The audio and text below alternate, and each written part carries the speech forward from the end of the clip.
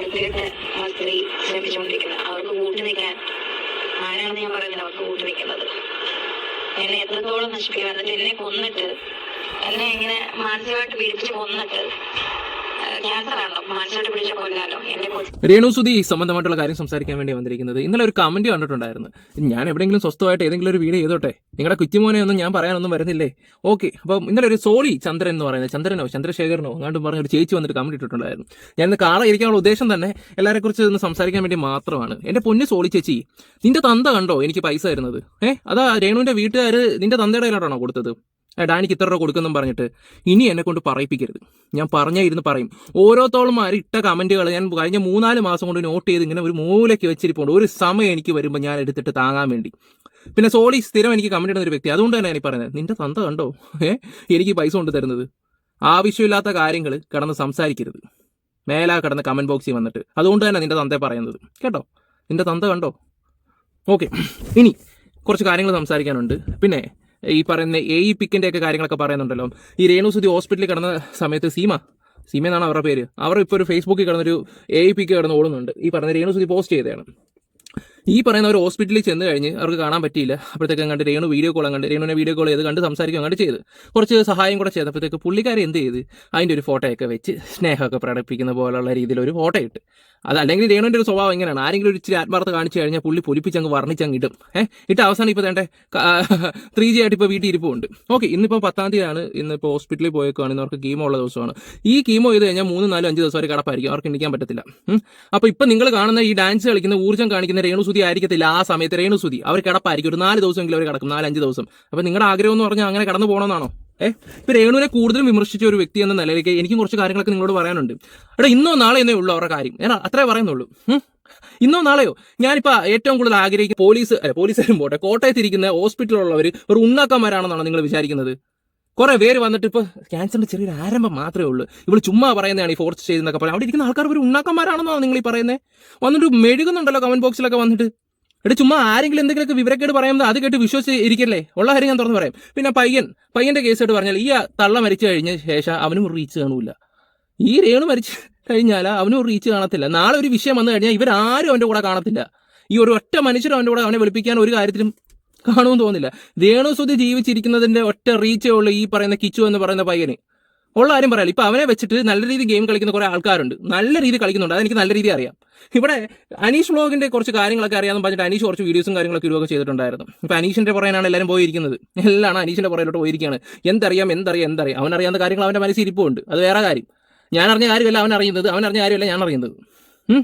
അപ്പോൾ ഓരോ വ്യക്തികൾക്കും ഓരോ കാര്യങ്ങൾ അറിയാം, എല്ലാവരുടെ കയ്യിലും തെളിവും കാര്യങ്ങളൊക്കെ ഉണ്ട്. അതുകൊണ്ട് കൂടുതൽ ഓരോരുത്തരൊക്കെ വന്നിട്ട് കിച്ചു ഒരു വാക്ക് പറഞ്ഞു കഴിഞ്ഞാൽ അവനെതിരെ കേസ് ലക്ഷക്കണക്കിനോ കോടിക്കണക്കിനോ ആൾക്കാരോ ഉണ്ടാവാതിരിക്കുവോ? പക്ഷെ ഇതുകൊണ്ട് കേസ് കൊടുത്ത് കഴിയുമ്പോൾ, ഇതിന്റെ അന്വേഷണം വരുമ്പോൾ ഒരു കാര്യം ഞാൻ പറയാം, അവനും വലിച്ചിരിക്കും. അത്രേ ഞാൻ പറയുന്നുള്ളൂ. പിന്നെ ഒരു കാര്യം ഞാൻ പറയാം, എന്റെ കമന്റ് ബോക്സിൽ വന്നിട്ട് ഇതുപോലുള്ള കാര്യങ്ങൾ കുറച്ച് ഞാൻ എന്റെ കാര്യം നോക്കി ഓക്കെ എന്ത് വേണമെങ്കിലും പറഞ്ഞോട്ടെ, നമുക്കൊരു സമയം വരും, ആ ഒരു സമയത്ത് നമുക്ക് അടിക്കാം അല്ലെങ്കിൽ പറയേണ്ട കാര്യങ്ങൾ കറക്റ്റായിട്ട് പറയാം. അന്ന് ഞാൻ 4 മാസം മുമ്പ് ഈ പറയുന്ന ബിഷപ്പിന്റെ കാര്യങ്ങൾ നിങ്ങളോട് സംസാരിച്ചതാ, എല്ലാത്തിനോടും സംസാരിച്ചപ്പോൾ എന്നെ തന്തയ്ക്കും തള്ളയ്ക്കും വിളിക്കാൻ വേണ്ടി കുറെ ആൾക്കാരുണ്ട്. ഇന്ന് അവരെ കുറ്റം പറയുന്ന ഒരുപാട് വ്യക്തികൾ എന്നെ വിളിച്ചിട്ട് പറഞ്ഞ ഡാനി അച്ഛന് വേണ്ടി ആ പോർഷൻ ഒന്ന് കട്ട് ചെയ്ത് കളയാനി, അല്ലെങ്കിൽ ആ തമ്പൊന്ന് മാറ്റി കളയാനി എന്ന് പറഞ്ഞ ഒരുപാട് ആൾക്കാരുണ്ട്. അച്ഛന് വേണ്ടി സംസാരിച്ച ഒരുപാട് ആൾക്കാർ ഇന്ന് അച്ഛന് വേണ്ടി അടിക്കുന്നുണ്ട് അവരെല്ലാവരും. അതുപോലെ ഉള്ളു ഈ പറയുന്ന ചെക്കന്റെ കാര്യമാണെങ്കിൽ പോലും. അത്രേ ഉള്ളൂ. രേണു എന്ന് പറയുന്ന ഒരു വ്യക്തി ജീവിച്ചിരിക്കുന്നവരെ വരെ ഉള്ളൂ അവൻ്റെയും കൂടെ ഒരു ഇത് ഉള്ള കാര്യം തുറന്നു പറയും. ഞാനിപ്പോൾ ആഗ്രഹിക്കുന്നത് എന്താണെന്ന് വെച്ചാൽ വേറെ ഒന്നും കൊണ്ടല്ല, ആവശ്യമില്ലാതാണ് കുറേ കാര്യത്തിൽ. പിന്നെ രേണുവിൻ്റെ ഭാഗത്ത് ഒരു തെറ്റ്, ആ തെറ്റ് ഉണ്ടായിട്ടുണ്ട് ഇപ്പം ഈ അടുത്ത സമയത്ത് ഒരു വിഷയത്തില. ഇന്നലെ വന്നിട്ടൊരു വീഡിയോ ഇട്ടില്ല ഞാൻ. പിന്നെ അത് സംസാരിക്കാത്തതെന്ന് വെച്ചാൽ പല ആൾക്കാർക്കും അതിനുള്ള വിഷയങ്ങളോ ഒക്കെ ഉണ്ടാവാം, ഇനി ഉണ്ടാവും എന്നുള്ള ഒറ്റ കാര്യം കൊണ്ടാണ് ഞാനത് പറയാത്തത്. എന്തായാലും ഞാൻ ചെറുതായിട്ട് പറയാം. മറ്റേ അൻഷാദോ ഈ പറയുന്ന പുള്ളിക്കാരനുണ്ടല്ലോ, ഈ അടുത്ത സമയത്ത് അവർ തൂങ്ങാൻ കയറി എന്നൊക്കെ പറഞ്ഞ് കുറച്ച് കാര്യങ്ങളൊക്കെ വന്ന് പോസ്റ്റ് ചെയ്തായിരുന്നല്ലോ. എന്നെല്ലാ യൂട്യൂബേഴ്സും അയാളെ വിളിച്ച് തന്തയ്ക്ക് വിളിക്കുകയൊക്കെ ചെയ്തായിരുന്നല്ലോ. രേണുവിന് അതിനുള്ള ധൈര്യം കാണത്തില്ല, ഇതിൻ്റെ അപ്പുറത്തെ വൃത്തിയോട് വന്നിട്ട് പോലും അവൾ തൂങ്ങാത്തവളാണ്. പക്ഷേ അയാൾ പറയുന്ന കാര്യങ്ങൾ 100% ശരിയാണ്. ഞാൻ എൻ്റെ വീഡിയോയിലാണ് ഞാനത് പറഞ്ഞില്ലെന്ന് മാത്രമേ ഉള്ളൂ. കാരണം ഇനി അതിൻ്റെ പുല്ലാപ്പ് ഇത് മറ്റേത് ഒരു രോഗിയോട് ചെയ്യുന്ന ഏറ്റവും വലിയ ഇതാണ്. ഇനി അതിൻ്റെ അന്വേഷണമോ വല്ലതും വന്നാലോ എന്ന് കരുതിയിട്ട് മാത്രമാണ്. പിന്നെ വസ്തു കൊടുത്ത ആൾക്കാർക്ക് വരെ അതൊരു ബുദ്ധിമുട്ടാവും. അതുകൊണ്ടാണ് ഞാനൊരു അക്ഷരം ഉണ്ടായിരുന്നത്. അവൻ പറഞ്ഞ കാര്യങ്ങൾ കറക്റ്റ് കാര്യങ്ങളാണ്. ഇവൾ അന്നത്തെ വിഷമത്തിന് അങ്ങോട്ട് കയറാൻ പോവുകയൊക്കെ ചെയ്തതാണ്, തൂങ്ങാൻ പോവുകയൊക്കെ ചെയ്തതാണ്. ഉള്ള കാര്യം തുറന്നു പറയാലോ. പക്ഷെ അവരുടെ വീട്ടുകാരോ കാര്യങ്ങളൊന്നും ഒരു മനുഷ്യനോടൊന്നും പറയാനൊന്നും പോയില്ല. കാരണം ഇങ്ങനെയുള്ള വിഷയങ്ങളൊക്കെ നമ്മുടെ കുടുംബത്തിൽ ഉണ്ടായി കഴിഞ്ഞാൽ നമ്മൾ ആരെങ്കിലും പറയുമോ? ഇല്ല, ഒളിപ്പിച്ച് വെക്കാനേ നോക്കത്തുള്ളൂ. അത് അവരും ചെയ്തിട്ടുള്ളൂ. പക്ഷേ എല്ലാവരും കൂടെ സോഷ്യൽ മീഡിയ ഇട്ട് ഈ പറയുന്ന അൻഷാദോ അയാളെ എടുത്തിട്ട് തീറിയും തന്തയ്ക്കും തള്ളയ്ക്കും ഒക്കെ കടന്ന് വിളിക്കുകയൊക്കെ ചെയ്യുന്നുണ്ട്. ആ ഒരു കാര്യം എനിക്ക് നിങ്ങളോട് പറയണമെന്ന് തോന്നിയിട്ടുണ്ടായിരുന്നു. പിന്നെ ഈ സീമയുടെ കാര്യങ്ങൾ അവർ കൊടുത്ത സഹായത്തിന്റെ ആത്മാർത്ഥത കാണിച്ചത്, കാരണം അതിനുള്ള വിവരമേ ഉള്ളൂ. അതിനുള്ള വിവരമേ ഉള്ളൂ അവർക്ക്, സത്യം പറഞ്ഞാൽ. പിന്നെ ഇന്നലെ ഞാൻ നോക്കുമ്പോൾ റീലെ ഇട്ട് തട്ടിക്കൊണ്ടിരിക്കുന്നു, അല്ല പൈപ്പ് ലൈൻ പോയിട്ടില്ലേ, ഇട്ട് തട്ടിക്കൊണ്ടിരിക്കുന്നു. അത് കാണിച്ചത് ഏറ്റവും വലിയൊരു മണ്ടത്തരം. അതൊക്കെ വെറും അഭിനയമാണെന്നാണ് കുറെ കഴുതുകൾ കൊണ്ട് കേസ് കൊടുക്കാൻ പോകുന്നത്. അതൊക്കെ അഭിനയമാണെന്നും പറഞ്ഞിട്ടുള്ള രീതി നിങ്ങൾ എന്തറിഞ്ഞിട്ട് ഈ സംസാരിക്കുന്നത്? വിവരദോഷികളാണോടാ നീയൊക്കെ, വിവരദോഷികൾ. പോരേടാ, ക്യാൻസർ ഫോർത്ത് സ്റ്റേജാണ്.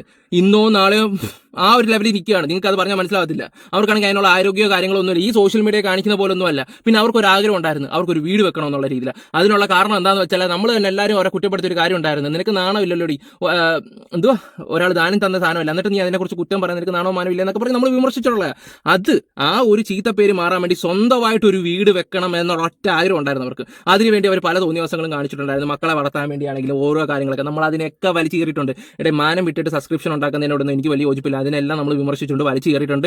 ഇപ്പോഴാണെങ്കിലും അത് ഇനിയാണെങ്കിലും പറയുകയും ചെയ്യും. ഇപ്പം തന്നെ ആ തൂങ്ങാൻ കയറിയ കാര്യം ഞാൻ നിങ്ങളോട് വന്നിട്ട് കാര്യങ്ങൾ പറഞ്ഞിട്ടുണ്ട്. എന്നിട്ട് അവനെ ഇട്ട് പബ്ലിക് ഇട്ട് കൊടുത്തിട്ട് അവനെക്കുറിച്ച് കുറ്റവും പറഞ്ഞിട്ട് അത് തെറ്റായിട്ടുള്ള കാര്യങ്ങളൊക്കെ തന്നെ. പക്ഷെ ഒരു ക്യാൻസർ പേഷ്യന്റിന് കൊടുക്കേണ്ട ഒരു മര്യാദ ഇവിടുത്തെ സോഷ്യൽ മീഡിയയിലുള്ള ആൾക്കാർ കൊടുക്കുന്നില്ലെന്ന് ഓർക്കുമ്പോഴാണ് ഞാൻ അതിശയിച്ചു പോകുന്ന ഒരു കാര്യം എന്താണെന്ന് വെച്ചാൽ, ഇരുന്ന് അയ്യോ ഞാൻ ഓരോരുത്തരുടെയൊക്കെ വീഡിയോ കണ്ടിട്ട് ഞെട്ടി പോവുക. എടാ ഞാനൊരു കാര്യം പറയാം, കുറച്ച് നാളത്തേക്കേ ഉള്ളൂ ഇതൊക്കെ. അവർ വടിയായി കഴിയുമ്പോഴും ഈ മാറ്റം എന്താ സെന്റിമെന്റ്സ് ഒക്കെ ഇറക്കി ഒരു ബാക്ക്ഗ്രൗണ്ട് മ്യൂസിക് ഒക്കെ ഇട്ട് ഇൻസ്റ്റയിൽ റീലിടും. അത് കഴിഞ്ഞിട്ട് അല്ലാതെ വന്നിട്ട് കുറച്ച് 2 ഡയലോഗൊക്കെ അടിക്കും. നമുക്ക് ദുഃഖമുണ്ട്, പഴമുണ്ട്. അപ്പോഴത്തേക്ക് നിന്റെ മനസ്സ്, അതിൻ്റെ അടി വരുന്ന കമന്റാ, നിന്റെ മനസ്സ് നീക്ക് ഒരുപാട് വിമർശിച്ചെങ്കിലും നിന്റെ ഈ ആത്മാർത്ഥത എന്തൊക്കെ കേൾക്കുമ്പോൾ സുഖിക്കും. അപ്പോഴത്തേക്ക് അവിടെ കഴിഞ്ഞ്. അതാണ് ഞാനുള്ള കാര്യം പറയാം, കുറച്ചൊക്കെ മനസ്സാക്ഷി കാണിക്കണേ. എനിക്കത് മനസ്സിലായതുകൊണ്ടാണ് ഞാൻ ഈ കാര്യങ്ങൾ സംസാരിക്കുകയൊക്കെ ചെയ്യുന്നത്. പിന്നെ ഒരുപാട് ആൾക്കാർ വീഡിയോ ചെയ്യുന്നുണ്ട്. വീഡിയോ ചെയ്യാതെ അടിയിൽ കൂടെ പണിയുന്ന ചിലവന്മാരുണ്ട്. അത് എനിക്ക് നല്ല രീതി അറിയാം. അടിയിൽ കൂടെ പണിഞ്ഞിട്ട് അവിടുന്ന് ഇവിടുന്ന് ഒക്കെ സാധനം ചൂർത്തി എടുത്തിട്ട് ഉണ്ടാക്കാൻ നടക്കുന്ന കുറെ ആൾക്കാരുണ്ട്. അങ്ങനെ കുറെ ഉണ്ട്. അത് അതിനേക്കാളും മൊണ്ണകൾ. ഞാൻ അങ്ങനെ പറയത്തുള്ളൂ. അയ്യോ ഞാൻ ഇന്നലെ നോക്കുമ്പോൾ അനീഷൻ ഇരുന്ന് എല്ലാവരും ഇരുന്ന് അടിക്കുന്നുണ്ട്. എടാ ഞാനൊരു കാര്യം പറയട്ടെ, നിങ്ങൾ ചിന്തിച്ചു നോക്കേണ്ട ഒരു കാര്യം എന്ന് പറഞ്ഞാൽ, ഇത്രയും നാൾ ഈ അനീഷ് ഈ വ്യക്തികളെല്ലാം കുറ്റം പറഞ്ഞ് ഈ രേണുവിനെ കുറ്റം അത് മാത്രമേ ഞാൻ പറയത്തുള്ളായിരുന്നു. ആ അനീഷ് ഈ പറയുന്നോട് തിരിഞ്ഞിട്ടുണ്ടെങ്കിൽ എന്തെങ്കിലുമൊക്കെ കാരണം കാണും. കാരണങ്ങളോ എന്തെങ്കിലുമൊക്കെ ഉണ്ടെങ്കിൽ അവരൊക്കെ തന്നെ വന്ന് പറയട്ടെ. നമ്മളായിട്ട് എന്തിനാ ഇതൊക്കെ വന്ന് പറയേണ്ട ആവശ്യമൊന്നുമില്ല. അവർ വന്ന് പറയട്ടെ. പിന്നെ ഒരു കാര്യം ഞാൻ പറയാം, അത് വന്നു കഴിഞ്ഞാലും ഇവിടെ ഒരു ചുക്കും നടക്കാൻ പോകുന്നില്ല. കാരണം വെളുപ്പിക്കാൻ ഇവിടെ ആൾക്കാരുണ്ടെങ്കിൽ അതങ്ങനെ വരത്തുള്ളൂ. പക്ഷെ ആ സമയത്ത് എനിക്ക് കുറച്ച് കാര്യങ്ങൾ പറയാനുണ്ട്, ഞാനത് വിളിച്ച് പറയുകയും ചെയ്യും. അതിൻ്റെ ഇടയിൽ എന്നെ ഉണ്ടാക്കാൻ നോക്കിയാലും എനിക്കിട്ട് തൊലിക്കാൻ നോക്കിയാലും അതാരായാലും ശരി, നോക്കി വെച്ചോ, ഞാൻ പണിയും. ഇപ്പൊ എന്റെ പെറ്റമ്മയാണ് ഞാൻ പണിയിരിക്കും, അത് ഉറപ്പാണ്. സ്വന്തമെന്നോ ബന്ധമെന്നോ കൂട്ടുകാരെന്നോ ഒന്നും ഞാൻ നോക്കത്തില്ല. എനിക്കിട്ടുണ്ടാക്കാൻ നോക്കിയാലും കീരിക്കൂട്ടിട്ടുണ്ടാക്കാൻ നോക്കിയാലും പണിയും, ഉറപ്പായിട്ട് ഞാൻ പണിഞ്ഞിരിക്കും. അത് ഉറപ്പാണ് മക്കളെ. ഞാൻ പണിയെന്ന് പറഞ്ഞാൽ അതുപോലെ പണിഞ്ഞിരിക്കും. ഒരു ബന്ധം നോക്കത്തില്ല. ഞാൻ അറിഞ്ഞു കഴിഞ്ഞാൽ പണിഞ്ഞിരിക്കും. എന്നെ കൊണ്ടുപോകാൻ നോക്കി നിന്നെയൊക്കെ കൊണ്ടേ ഞാൻ പോകത്തുള്ളൂ, അത് ഉറപ്പാണ്. ഇതൊരു വെല്ലുവിളിയായിട്ട് തന്നെ കൂട്ടിക്കോ. കാരണം അതുപോലെ വന്നിട്ടിരുന്നിട്ട് മെഴുകുന്ന് കീഴിക്കൂട്ടിട്ട് ഉണ്ടാക്കാൻ നോക്കുന്നു. എടാ നാണമില്ലടാ ഉളുപ്പില്ലാത്തവന്മാരെയൊക്കെ.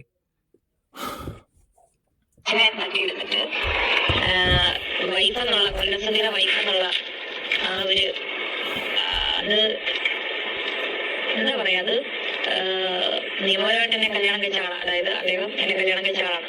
ആ ഒരു അവകാശം വരെ നശിപ്പിച്ചിട്ട് എന്നെ പെറ്റി വെച്ചിട്ട് ആ പൈസയും കൂടെ നിയമപരമായിട്ട് അവർ കല്യാണം കഴിച്ചിട്ടുണ്ടെങ്കിൽ അവർക്ക് കിട്ടേണ്ടത് അവർക്ക് കിട്ടും, മക്കൾക്ക് കിട്ടേണ്ടത് മക്കൾക്ക് കിട്ടും. അത്രേ ഉള്ളൂ. ഇനി അതിൻ്റെ ഇടയിൽ കൂടെ കയറി കളിക്കുന്നുമുണ്ട്. അതിൽ നിന്ന് കമ്മീഷൻ പറ്റാൻ കുറെ ആൾക്കാരൊക്കെ നടപ്പുണ്ട്. എന്ത് ജന്മം. ഞാനൊരു കാര്യം പറയട്ടെ, നമ്മൾ ഭൂമി വന്ന് തിരിച്ചു പോകുമ്പോൾ ഒന്നുമില്ലാതെ വരികയും ചെയ്യും, ഒന്നുമില്ലാതെ പോവുകയും ചെയ്യും. ആലോചിക്കുക. പിന്നെ ഒറ്റ കാര്യം എനിക്ക് പറയാനുള്ളൂ, മരിക്കാൻ നേരത്ത് ഇച്ചിരി വെള്ളം കിട്ടിയാൽ അതാണ് ഏറ്റവും വലിയൊരു പുണ്യം. അത്രേ ഞാൻ പറയുന്നുള്ളൂ. ഇതിപ്പം അവർ ക്യാൻസർ ആണ്, അവരുടെ ഒരു വിഷയം ഞാൻ എടുക്കത്തില്ല. ഓ എന്റെ പൊന്നോ, ഇപ്പൊ വേണ്ട രേണുവിനെ ഞങ്ങളൊന്നും പറയുന്നില്ലെന്ന് പറയുകയും ചെയ്യും. ഇപ്പൊ രേണുവിനെയാണ് പറയുന്നത് മൊത്തം. അതിൽ സോഷ്യൽ മീഡിയ വന്നിട്ട് കാണിക്കുന്നത്, എടാ രേണുവിനെ സപ്പോർട്ട് ചെയ്യുക, എടാ റീച്ച് കിട്ടുമെന്ന് അറിയാം. എല്ലാവരും പറയുന്നത് ഡാനി റീച്ച് എന്റെ പഴം കിട്ടാൻ എനിക്ക് നിങ്ങൾ എന്റെ രേണുവിന്റെ കണ്ടന്റ് എടുത്ത് നോക്ക്, എനിക്ക് റീച്ച് ഉണ്ടോ? എടാ രേണുവിന്റെ കണ്ടന്റ് എടുത്ത് രേണുവിനെ പോസിറ്റീവ് പറഞ്ഞാൽ റീച്ച് എന്ന് പറഞ്ഞാൽ സംഭവം കിട്ടത്തില്ല. നമുക്ക് വ്യൂവും കാണത്തില്ല, ഒരു കോപ്പും കാണത്തില്ല, കുറച്ച് അൺസബും പോകും, കുറച്ച് തെറിവിളിയും മാത്രം കിട്ടും. എനിക്ക് വേണമെങ്കിൽ ഒഴുക്കിനനുസരിച്ച് പോവാം. എനിക്ക് അങ്ങനെ പോകുന്ന ആൾക്കാരുണ്ട്. എനിക്കിപ്പോൾ ഒഴുക്കിനനുസരിച്ച് പോയി കഴിഞ്ഞാൽ എനിക്ക് ഗുണമേ ഉള്ളൂ. എനിക്ക് നല്ല റീച്ച് കിട്ടും, എനിക്ക് നല്ല പൈസ കിട്ടും. എൻ്റെ എല്ലാ പ്രോബ്ലം വേണമെങ്കിൽ ഈ ഒരു മാസം കൊണ്ട് എനിക്ക് തീർക്കാൻ പറ്റും. എൻ്റെ എല്ലാ പ്രോബ്ലം ഈ ഒരൊറ്റ മാസം കൊണ്ട് എനിക്ക് തീർക്കാം. പറഞ്ഞു മനസ്സിലായോ? എൻ്റെ ഒറ്റ മാസം കൊണ്ട് എൻ്റെ ഇപ്പോഴത്തെ രേണുവിൻ്റെ ഒരു വ്യൂവർഷിപ്പ് ഒരു വ്യൂ വെച്ച് നോക്കുവാണെങ്കിൽ, ഒരു 1000 വ്യൂ വെച്ച് നോക്കുവാണെങ്കിൽ എങ്ങനെ പോയാലും എനിക്ക് നല്ല രീതിയിൽ പൈസ ഉണ്ടാക്കാൻ പറ്റും, ലക്ഷങ്ങൾ ഉണ്ടാക്കാൻ പറ്റും എനിക്ക്. അതാദ്യം നിങ്ങൾ മനസ്സിലാക്ക്. വന്നിട്ട് ഇരുന്ന് ഞാൻ പറഞ്ഞു ചുമ്മാ ഇരിക്കുന്നവന്റെ എന്താ കമന്റ് ബോക്സിൽ വന്നും പേഴ്സണൽ മെസ്സേജ് വന്നിട്ട് ഉണ്ടാക്കുന്ന പരിപാടിയൊന്നും ഇങ്ങോട്ട് ഇറക്കല്ലേ. കുറെ എണ്ണത്തിന്റെ ഫോട്ടോസും കമന്റും ഒക്കെ എടുത്ത് വെച്ചിരിക്കുന്നത്. ഞാനൊരു വലിയൊരു വീഡിയോ ചെയ്യും. എന്തുവാ അന്ന് ഒരുത്തിയുടെ ഞാനൊന്ന് ഒരു വാണിംഗ് കൊടുത്തപ്പം എൻ്റെ മക്കൾക്ക് നാണക്കേടാവും മോനെ അത് ചെയ്യല്ലേ എന്നും പറഞ്ഞിട്ട് ഇപ്പോഴും വന്നിട്ട് അവൾ മെഴുകുന്നുണ്ട്. കുറെ എണ്ണം വന്നിരുന്നെങ്കിൽ ഇത് ചെയ്യുക. വീതിച്ചെടുക്കാൻ വേണ്ടി നടക്കുന്ന ബ്ലോഗർ ആ സ്ത്രീ നിങ്ങൾക്ക് ആരാണെന്ന് എന്താണെന്ന് മനസ്സിലായി. എന്റെ പുറകെ നടക്കുവാണ് അവര്. ഇപ്പോഴും എന്നെ വിടുന്ന മട്ടില്ല. ഒരു പുറകെ നടക്കുവാണ്. എനിക്ക് അസുഖമാണ്. ഞാൻ രാഗി പറയാണ് അവരെ പറ്റി. രാഗം പറ്റുന്നില്ല എനിക്ക്. ഞാൻ എന്റെ മനസ്സ് ഉരുകി പറയുവാണ്. അവർ അനുഭവിക്കാതെ ലോകം വിടത്തില്ല. അവർക്ക് കൂട്ടു നിൽക്കുന്ന ആരാണെന്ന് അറിയാം. എന്നെ പെറ്റി വെക്കാനാണ് ഇരിക്കുന്നത് അവര്. എനിക്ക് മനസ്സിലായി. എനിക്കൊരു സമാധാനമില്ല. ഞാൻ ഈ ലോകമായിട്ട് ഇപ്പോഴും ഞാൻ ഇവിടെ കിടക്കുക. ഞാൻ ചത്ത് തുടഞ്ഞു കാണാൻ ആഗ്രഹിക്കുന്ന ആ ബ്ലോഗറും പിന്നെ ആരാണ് ആ കൂട്ടു നിൽക്കുന്നത് നിങ്ങളോട് ഞാൻ പറയുന്നില്ല. അവരും അനുഭവിക്കാതെ പോകത്തില്ലേന്ന്. എന്നെ പെറ്റി വെക്കാൻ വേണ്ടി ആഗ്രഹിക്കുന്ന ആ ബ്ലോഗറും പിന്നെ ആ കൂട്ടു നിൽക്കുന്ന ആ വീട്ടുകാരും ആ കൂട്ടു നിൽക്കുന്നവരും സന്തോഷിക്കട്ടെ. ഞാനെന്തായാലും ഈ ലോകമായിട്ട് ഞാൻ നശിച്ചു പോകത്തില്ലെന്ന് എനിക്ക് വിശ്വാസമുണ്ട്. കാരണം അതിൽ കൂടുതൽ നല്ല ആളുകൾ എന്നെ സ്നേഹിക്കുന്നത്. ഇപ്പോഴും എന്റെ പുറകെ ഈ സ്ത്രീയെ ഞാൻ നേരിട്ട് കണ്ടിട്ടില്ല. ഇവർ എന്നെ വിറ്റിട്ട് 10-20 ലക്ഷം രൂപയാണ് ഉണ്ടാക്കുന്നത്. അവർ വേറെ ഒരു ബ്ലോഗേഴ്സ് വേറെ ഓരോ കണ്ടന്റുകൾ വിട്ടിട്ട് അവർക്ക് കാശ് കിട്ടുന്നില്ല. ലീനോസുതി എന്ന് പറഞ്ഞ കണ്ടന്റിനെ കാശ് കിട്ടുന്നുള്ളൂ. അവർക്ക് കളിക്കാട്ടോ. അവർ കളിക്കട്ടെ. എവിടെ വരെ കളിക്കുന്നറിയാം. കളിക്കട്ടെ അവര്. എന്റെ പുറകെ നടക്കും ഈ സ്ത്രീ. ഇപ്പോഴും ആ വൃത്തികെട്ട സ്ത്രീ കൂട്ടി നിൽക്കുന്ന അറിയാൻ ആരാണെന്ന്. അതൊക്കെ അനുഭവിക്കാതെ പോകത്തില്ല. എനിക്കുള്ള അവകാശം ഞാൻ ജീവനോടുണ്ടെങ്കിൽ അത് കിട്ടിയിരിക്കും. എന്റെ കുഞ്ഞിനുള്ള അവകാശം. അതായത് ഇവര് കിടന്ന് കളിച്ചിട്ടുള്ള ഒരു കാര്യമില്ല. അതിനെ തെറ്റിവെക്കാനാണ് കളിക്കുന്നത്. പക്ഷെ ദൈവം വലിയവനാണെങ്കിൽ ഈ ലോകം വന്ന് ഞാൻ മരിക്കില്ല. ഓക്കെ. പിന്നെ നിയമത്തിന്റെ കാര്യമാണെങ്കിൽ നമുക്ക് നല്ല രീതിയൊക്കെ അറിയാം. പിന്നെ ഏതൊക്കെ അറ്റം വരെ പോവുകയാണെങ്കിലും അതിനേക്കാൾ അപ്പുറത്തറ്റത്ത് പോകാനും നല്ല രീതി അറിയാം. ചുമ്മാ വന്നിട്ട് ഡയലോഗ് അടിക്കുന്ന പരിപാടിയൊന്നും ഉണ്ടായിരിക്കില്ല. ചെയ്യുവാണെങ്കിൽ ചെയ്തിരിക്കും. ഇതിൻ്റെ വീട്ടിൽ നിന്നൊന്ന് ഇറങ്ങിയാൽ മാത്രം മതി. ഞാൻ ആ റൂമിൽ ഇരിക്കുന്നതുകൊണ്ട് എൻ്റെ പല വീഡിയോയിലും ഞാനൊരു സൈലൻ്റ് ആയിട്ട് സംസാരിച്ച് പോകുന്നത്. കാരണം വീട്ടുകാരാണ്, പല വിഷയങ്ങളും വീട്ടുകാരാണ്, അവർ കേൾക്കേണ്ടതെന്ന് കരുതിയിട്ട് മാത്രം. ഞാനിവിടെ ഇരുന്നാൽ പിന്നെ എനിക്ക് എൻ്റെ സ്വാതന്ത്ര്യമാണ്. എനിക്ക് എന്ത് വേണമെങ്കിലും പറയാം. എന്ത് വേണമെങ്കിലും പറയാം എനിക്കിവിടെ ഇരുന്നാൽ. എനിക്കിപ്പം കുറേ കാര്യങ്ങളുണ്ട് ഞാൻ നോട്ട് ചെയ്ത് വെച്ചിരിക്കുന്ന കുറേ കാര്യങ്ങൾ. എല്ലാവർക്കും അറിയാവുന്ന കാര്യങ്ങളൊക്കെ തന്നെ. പിന്നെ എനിക്ക് വയ്യ. എനിക്ക് നല്ല തന്തയുണ്ട്, നല്ല ഉറപ്പുണ്ട്. അതുകൊണ്ടാണ് എനിക്ക് വന്ന് വിളിപ്പിക്കാൻ പറ്റാത്ത കാര്യങ്ങളൊക്കെ തന്നെ. പിന്നെ ഫാദറിൻ്റെ കാര്യം ഇനി വരരുത്. ഇനി വന്നിട്ട് ഇൻ്റർവ്യൂ കൊടുക്കാതിരിക്കുന്നതായിരിക്കും കുറച്ചും കൂടെ നല്ലത്. അത് നിങ്ങളുടെ നന്മയ്ക്ക് വേണ്ടിയാണ് ഞാൻ ഈ പറയുന്നത്. ഞാൻ കഴിഞ്ഞ വട്ടവും നിങ്ങളെ വന്നിട്ട് കുറച്ച് കാര്യങ്ങളൊക്കെ വിമർശിക്കുകയോ ചെയ്തിട്ടുണ്ട്. കാരണം ഞാൻ 4 മാസം മുമ്പ് ഇതിൻ്റെ കുറച്ച് കാര്യങ്ങൾ സംസാരിച്ചിട്ടുണ്ടായിരുന്നു. കാരണം എന്താണെന്ന് ഞാൻ ഇപ്പോൾ പറഞ്ഞുതരാം. ഓരോ വ്യക്തികൾക്ക് വന്നിട്ട് വോയിസും കാര്യങ്ങളൊക്കെ കൊടുക്കുമ്പോൾ എനിക്കറിയാം നാളെ ഒരു വിഷയം വരുമ്പോൾ അത് തിരിഞ്ഞ് നിങ്ങളുടെ നെഞ്ചത്ത് തന്നെ വരുമെന്ന്. പണ്ട് നിങ്ങളായിരുന്നു ഇവിടുത്തെ സ്റ്റാർ. എല്ലാവരും കേരളത്തിലെ എല്ലാ ജനങ്ങളും നിങ്ങളെ വാഴ്ത്തിപ്പാടുമായിരുന്നു. അച്ഛ എന്ന് പറഞ്ഞ് ഓടി വരുന്നതിൻ്റെ ഇപ്പം അച്ഛൻ എന്നാണോ വിളിക്കുന്നത് അതോ ആണോ എന്ന് ഞാൻ പറയാതെ തന്നെ നിങ്ങൾക്ക് മനസ്സിലാക്കാൻ പറ്റുന്ന ഒരു കാര്യമാണ്. അതാണ് കാണുന്നവർക്കെല്ലാം ക്ലിയർ ആക്കാനുള്ള ഇൻ്റർവ്യൂ കൊടുക്കുകയൊക്കെ ചെയ്യും. അവസാനം എന്തെടുക്കും? നിങ്ങൾ പറയുന്ന നല്ല പോർഷൻസ് എന്തെങ്കിലും വന്നിട്ടുണ്ടോ? കുറച്ച് ഭാഗങ്ങൾ കട്ട് ചെയ്ത് വന്നിട്ടല്ലേ നിങ്ങളെ വിമർശിക്കുന്നതാണല്ലോ. നിങ്ങളുടെ നല്ല ഭാഗങ്ങളും എല്ലാം വന്നിട്ടുണ്ടോ? എന്തുകൊണ്ട്? ഞാനിത് അച്ഛനോട് സംസാരിക്കുന്നത്, അച്ഛനായി കാണുന്നെങ്കില. പണ്ടേ ഞാൻ പറഞ്ഞ കുറച്ച് കാര്യങ്ങളൊക്കെ ഉണ്ട്. ഇപ്പം അനുഭവിക്കുക. ലോഹ ഇട്ട കുരിശും പിടിച്ചുകൊണ്ടിരുന്നിട്ട് കർത്താവിനെ പ്രാർത്ഥിച്ചുകൊണ്ടിരിക്കുന്ന നിങ്ങൾ ഇപ്പോഴാണ് ഏറ്റവും കൂടുതൽ അനുഭവിച്ചുകൊണ്ടിരിക്കുന്നത്. നിങ്ങൾക്ക് അത് വേണം. ഞാനൊരു കാര്യം പറയാം. ആ ഒരു ഇത് ഇട്ടുകൊണ്ട് വന്നിട്ട് നിങ്ങൾക്ക് ആ ഒരു സംസാരിച്ചതും ആ ഒരു രീതി അതിൻ്റെ കൂലി നിങ്ങൾക്ക് കർത്താവ് തന്നെ തന്നതാണ്. അത് പറഞ്ഞില്ലെങ്കിൽ എനിക്ക് സമാധാനം വരത്തില്ല. എനിക്ക് നിങ്ങളോട് വൈരാഗ്യമൊന്നുമില്ല. കാരണം എൻ്റെ മനസ്സിലൊന്നും ഇരിക്കത്തില്ല. ഉള്ള കാര്യം ഞാൻ ഉള്ള പോലെ തുറന്ന് പറയും. എനിക്ക് അവിടെ ഇവിടെ ഒന്നുമില്ല. ഇത് റെക്കോർഡ് ചെയ്തിട്ട് വെച്ചിട്ടിരുന്നിട്ട് നിങ്ങൾക്ക് ഇട്ടൊന്നും ഉണ്ടാക്കാനൊന്നും എനിക്ക് അറിയത്തൊന്നുമില്ല. ഉള്ള കാര്യം ഞാൻ ഉള്ള തുറന്ന് പറയും. എനിക്ക് വിശ്വാസം തോന്നുന്നവർ ആൾക്കാരാണെങ്കിൽ ഞാൻ ഓപ്പൺ ആയിട്ട് തുറന്ന് പറയും. ചേട്ടാ ഇന്ന പോലെ കാര്യം. ചേട്ടാന്ന് വിളിക്കുന്നത് ആത്മാർത്ഥമായിട്ടാണ് വിളിക്കുന്നത്.